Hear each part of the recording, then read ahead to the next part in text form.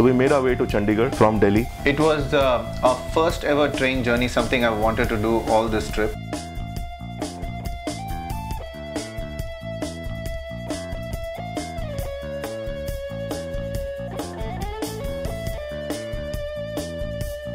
We reached Chandigarh, my hometown for 18 years. And I found it to be the most beautiful and calm city of this entire trip.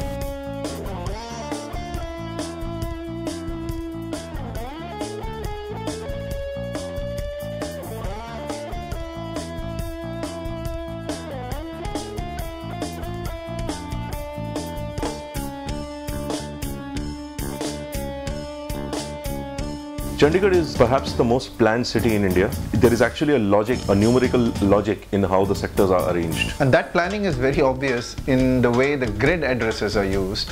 And of course, the city has a planned lake.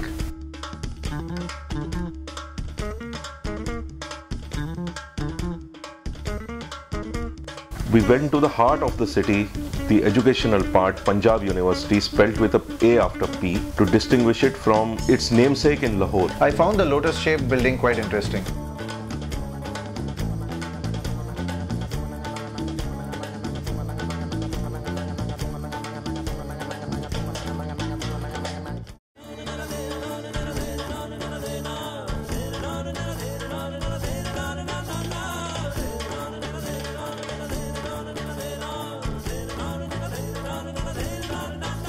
Also at the heart of the city is the Rose Garden, which is Asia's biggest rose garden. I wish it had assumed the importance of Central Park in New York. For that, it would have to be the cultural hotbed of the entire city, which unfortunately for Chandigarh seems to be Sector 17.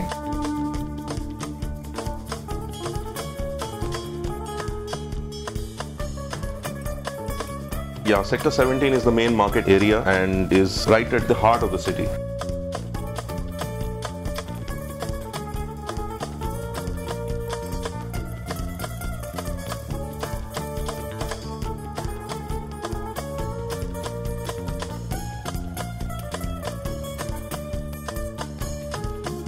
The rooted coffee house, one of the few relics of the past, which is still there, thankfully.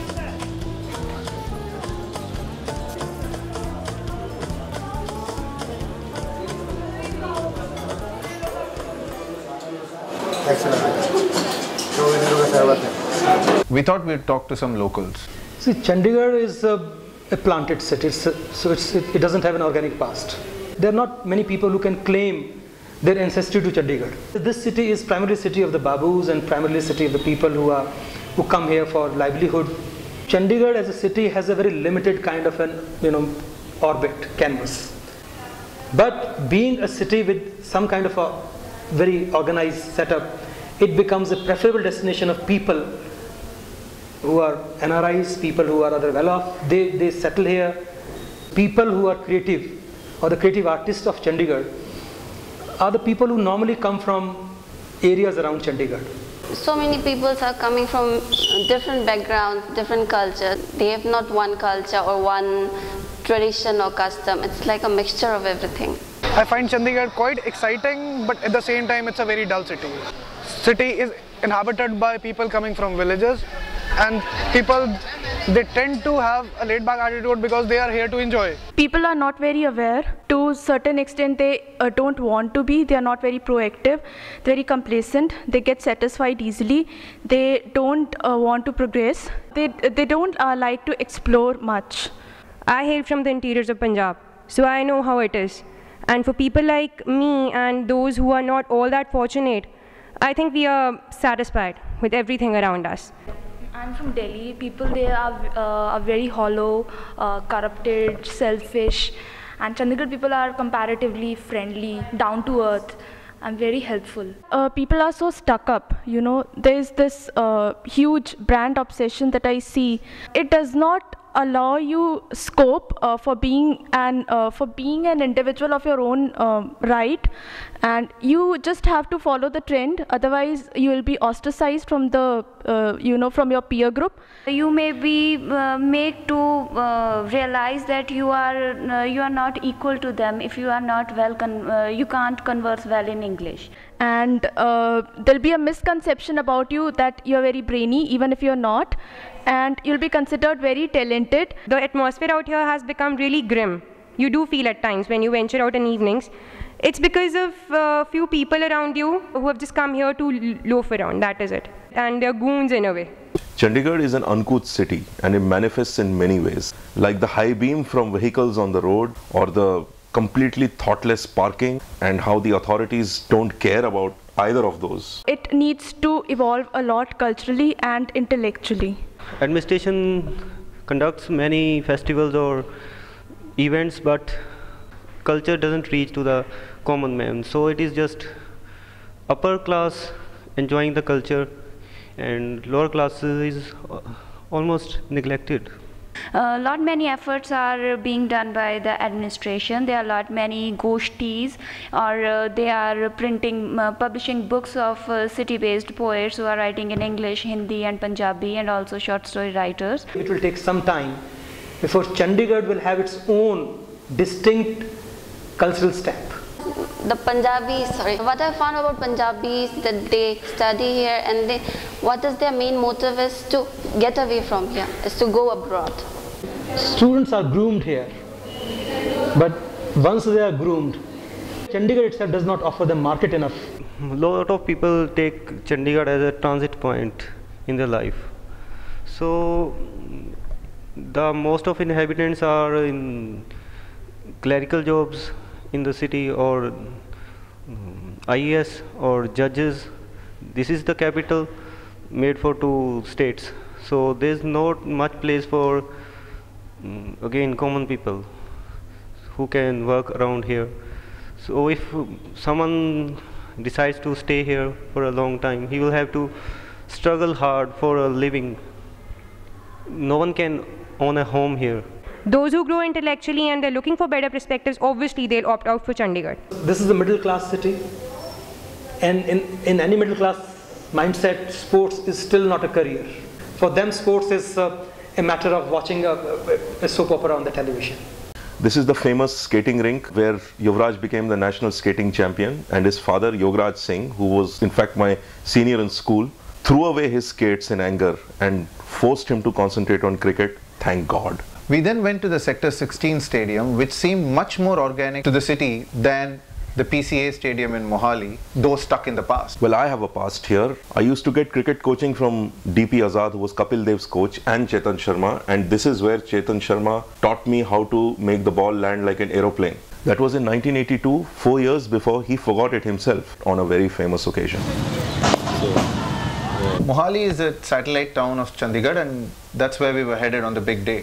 आज मतलब इतना rush है जी, मतलब जो कभी पहले नहीं, मतलब जो भी मैच हुए हैं ना, कभी ऐसी सिचुएशन नहीं हुई जैसी मतलब अब हुई है।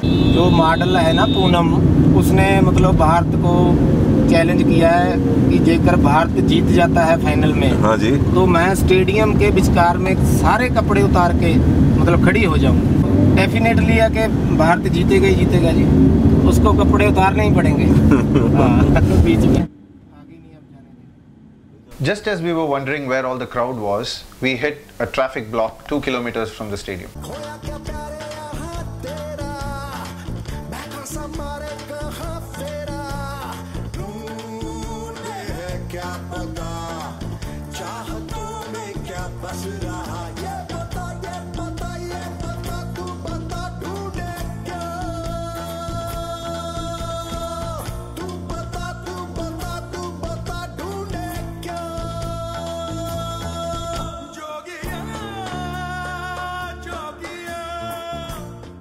We knew we wouldn't be able to get into the stadium since there was a cap on cricket for personnel. We were very disappointed, but we did get to see the match at Hotel Majestic.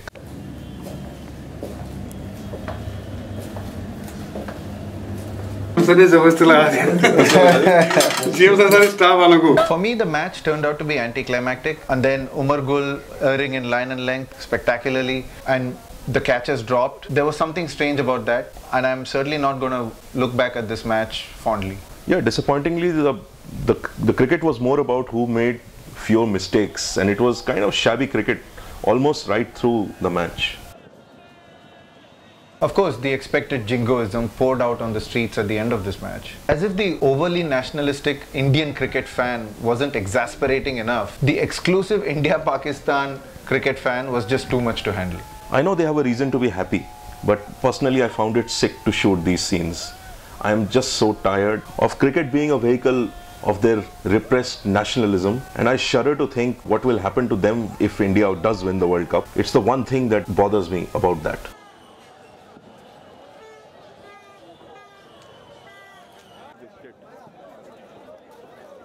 You know what this means?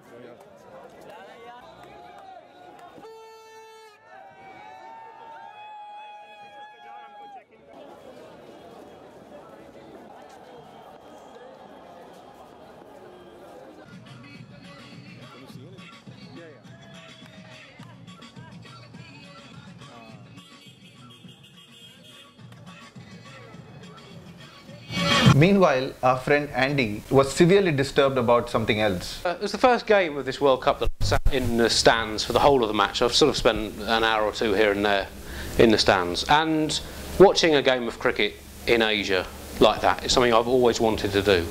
And it was hugely disappointing for one single reason, and that is the inane slurry that pours out of the stadium public address system at all times, a kind of musical diarrhea that does not stop for 100 overs. When a key moment of a cricket match has just happened, for example when Sachin Tendulkar has just hit the ball to cover and been out for 85, depriving the crowd of a chance of seeing a moment of history never to be repeated aside from an important moment within the structure of the game, 1 second later the moment of that realisation sinking into the crowd is drowned out by the thumping beat of Billie Jean coming on the PA system. Who is responsible for this? Why do they insist on ruining the experience of watching sport? It's true in all sports. It has to stop. It simply has to stop. No one likes it. A little bit is fine here and there, but not all the time. Get a life. The people who do this don't seem to like sport, and they certainly don't understand it. And for a start, it just becomes a kind of homogenous sludge of uniformity. Every single match is the same blast of music. It's just ripping the soul out of the public spectacle of sport. At the press conference, Gokul could not resist asking Afridi about the opening Umar Gul overs. Umar Gul ने पूरी tournament में बेहतरीन bowling की। आज आपको क्यों लगता है वो इतने चूक गए बिगिनिंग में? आज वो क्यों इतने चूक गए अपनी बॉलिंग में? उनकी बॉलिंग ठीक नहीं पड़ी। उनकी अब मेरे ख्याल में इतने मैचों में अच्छा किएगा तो दिन बुरा भी आता है, सब पे आता है, आप पे भी आएगा। आते बुरे आते या क्रिकेट हो या क्रिकेट से बाहर दिन बुरे अच्छे चलते रहते हैं। भाई अब तो आप जा रहे हैं, जाते ये बता Dhoni, as usual, was very relaxed and collected. Kapil, after that, sort of, and after that, you. How difficult is it for you? Can you repeat the question? No, seriously. In 1993, Kapil, he, after the 2003 Saurabh and 2011 Mahi. Well, I think, it's not about individuals.